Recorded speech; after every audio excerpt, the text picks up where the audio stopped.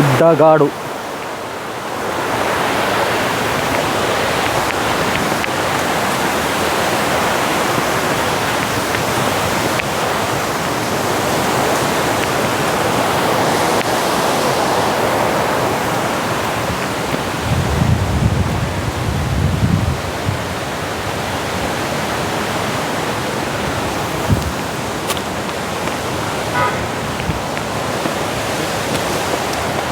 Hi sir एक moment बघा trekking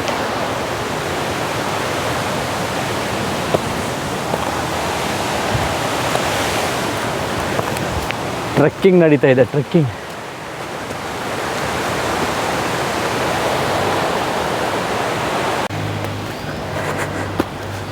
ಮತ್ತೆ ಟ್ರೆಕ್ಕಿಂಗ್ ಶುರು ಆಗಿದೆ.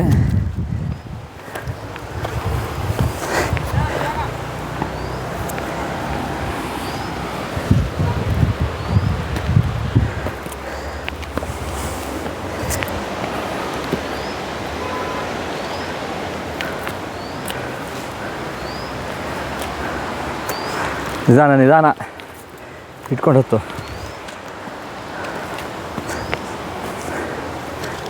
ಹಂಗೆ ಹಂಗೆ ಹಂಗೆ ಹಂಗೆ ಹತ್ತು.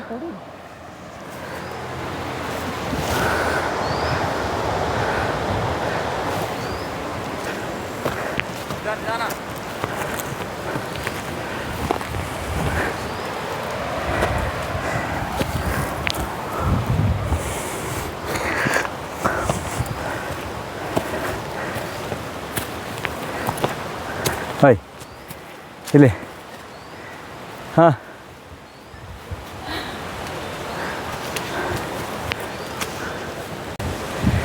ಇಲ್ಲಿ ಹಂದಿ ಸಾಕಿದ್ದಾರೆ. ಹಂದಿಗೂಡು ಕಾಣ್ಬೋದು. ಸಿಕ್ಕಿಂನಲ್ಲಿ ಗುಡ್ಡದ ಮೇಲೆ ಇರೋ ಮನೆಗಳಲ್ಲಿ ಹಂದಿ ಸಾಕ. ಇಲ್ಲಿ ಜೋಳ ಬೆಳೆದಿದ್ದಾರೆ ಗುಡ್ಡದ ಮೇಲೆ ಅಲ್ಲ? ಹಾಂ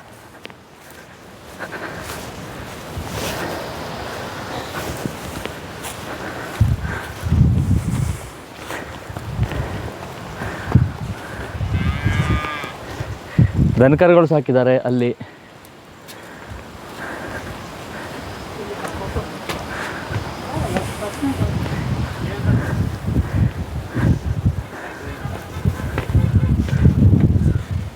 ಅಲ್ಲಿಂದ ಚೆನ್ನಾಗಿ ಬೇಡ, ಮುಂದೆ ಹೋಗಬೇಡ, ಸಾಕು.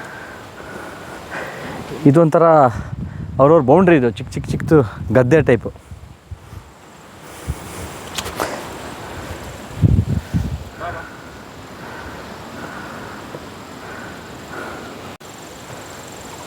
ಸಿಕ್ಕಿಂನ ಕೊಟ್ಟಿಗೆ.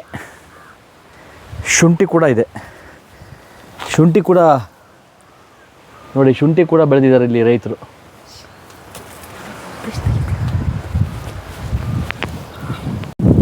ಹಾಯ್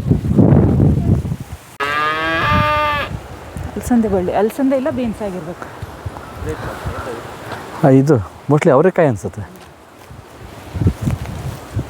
ಅಲಸಂದೆ. ಅಲಸಂದೆನಾ?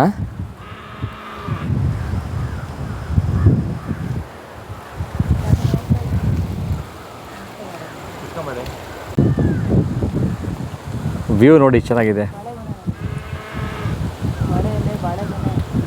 ಇದು ಇಷ್ಟು ನೋಡಿದರೆ ಇಂಡಿಯಾ ಥರ ಕಾಣುತ್ತೆ.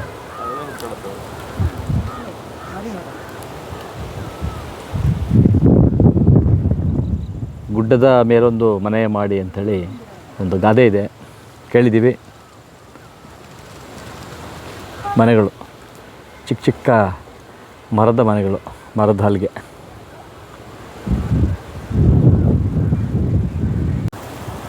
ಇಲ್ಲಿ ಸಿಕ್ಕಿಮಲ್ಲಿ ಈಗ ನಾವು ಸಾಕಷ್ಟು ಪ್ರದೇಶವನ್ನು ನೋಡ್ಕೊಂಡ್ಬಂದಿದ್ದೀವಿ. ಎಲ್ಲ ಗುಡ್ಡದ ಮೇಲೆ ಮನೆ, ಇಳಿಜಾರು ಪ್ರದೇಶದಲ್ಲಿ ಅದೆಲ್ಲ ಕುಸಿದು ಬಿದ್ದುಬಿಟ್ರೆ ಎಲ್ಲ ಕೊಚ್ಕೊಂಡು ಹೋಗ್ಬಿಡ್ತಾರೆ. ಆ ಥರ ಪರಿಸ್ಥಿತಿಯಲ್ಲಿ ಜೀವನ ಮಾಡ್ತಾರೆ. ಗುಡ್ಡದ ಮೇಲೊಂದು ಮನೆ ಮಾಡಿ ಅಂತೇಳಿ ಒಂದು ಗಾದೆ ಇದೆಯಲ್ಲ, ಆ ರೀತಿಯಲ್ಲಿ ಬದುಕ್ತಾ ಇದ್ದಾರಲ್ವ.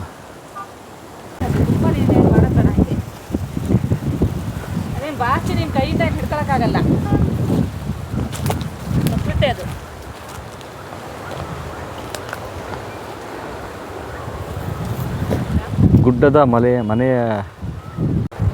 ಗುಡ್ಡದ ಮೇಲೊಂದು ಮನೆ ಮಾಡಿ.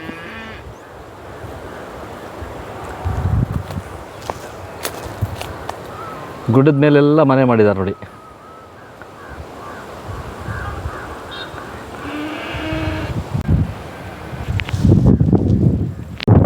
ಚಂದನ್, ಈ ಗುಡ್ಡದ ಮೇಲೆ ಮನೆ ಮಾಡಿದಾರಲ್ಲ, ತುದಿ ಈ ದೊಡ್ಡ ದೊಡ್ಡ ಗುಡ್ಡದ ಮೇಲೆ ಇವರೆಲ್ಲ ವಾಸ ಮಾಡ್ತಿದ್ದಾರೆ ಜನ, ಇಲ್ಲಿಯ ಸಿಕ್ಕಿಂ ಜನ. ಇವರಿಗೆ ವಿದ್ಯುತ್ತು ಅಥವಾ ಮೂಲಭೂತ ಸೌಕರ್ಯಗಳು ಯಾವ ರೀತಿ ಇದೆ ಅನ್ನೋದು ನಮಗಂತೂ ಅರ್ಥ ಆಗ್ತಾ ಇಲ್ಲ ಇಲ್ಲಿಯ ಭಾಗದ ಜನಗಳಿಗೆ. ಅದ್ರ ಬಗ್ಗೆ ತಾವೇನು ಹೇಳಕ್ಕೆ ಬಯಸ್ತೀರಿ?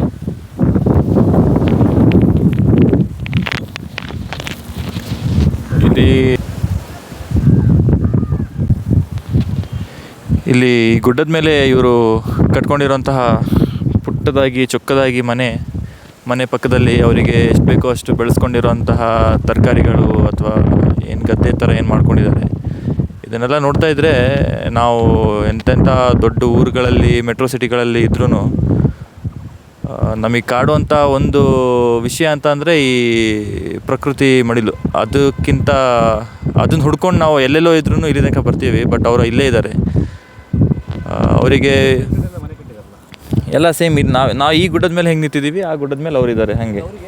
ಈ ಕರೆಂಟ್ ಸೌಲಭ್ಯ ಅಥವಾ ಅಂದರೆ ಅಕಸ್ಮಾತ್ ಕೊಡೋಂತಹ ಅವರಿಗೆ ಆ ಥರ ಸಿಚುವೇಶನ್ ಇದ್ದರೆ ಕೊಡ್ತಾರೆ, ಕೊಡೋಕ್ಕಾಗಿಲ್ಲ ಅಂದರೆ ಅವರು ಅದು ಇಲ್ಲದೇ ಬದುಕ್ತಾರೆ. ಅಂಥದ್ದೇನು ಕಷ್ಟ ಅಂತ ಏನು ಅನಿಸಲ್ಲ. ಎಮರ್ಜೆನ್ಸಿಗೆ ತೊಂದರೆ ಆಗೇ ಆಗತ್ತೆ. ಆದರೆ ಅವ್ರ ಜೀವನನ ಹೇಗೆ ಅಳವಡಿಸ್ಕೊಂಡಿದ್ದಾರೆ ಅಂತಂದರೆ ಅವರಿಗೆ ಏನೇ ಎಮರ್ಜೆನ್ಸಿ ಬಂದರೂ ಅವರು ಅದನ್ನು ಎದುರಿಸೋಕ್ಕೆ ರೆಡಿ ಇರ್ತಾರೆ. ಅದೇ ಈಗ ನಮ್ಮ ಏನು ಪ್ರದೇಶಗಳು, ಇನ್ನು ಕರ್ನಾಟಕದಲ್ಲಿ ಕೆಲವು ನಮ್ಮ ಪ್ರದೇಶಗಳಲ್ಲಿ ಸಮತಟ್ಟಾದ ಭೂಮಿ ಇದೆ, ಆ ರೀತಿ ಇಲ್ಲಿಲ್ಲ. ಗುಡ್ಡಗಾಡು ಇಲ್ಲಿ ಇಡೀ ಸಿಕ್ಕಿಮಲ್ಲಿ ಎಲ್ಲೇ ಹುಡುಕಿದ್ರು ನಿಮಗೆ ಸಮತಟ್ಟಾದ ಭೂಮಿ ಅಂತ ಸಿಗಲ್ಲ. ಇವರು ಬದುಕನ್ನು ನಿರ್ಮಾಣ ಮಾಡ್ಕೊಂಡಿರೋದೇ ಈ ಗುಡ್ಡಗಾಡು ಪ್ರದೇಶಗಳಲ್ಲಿ.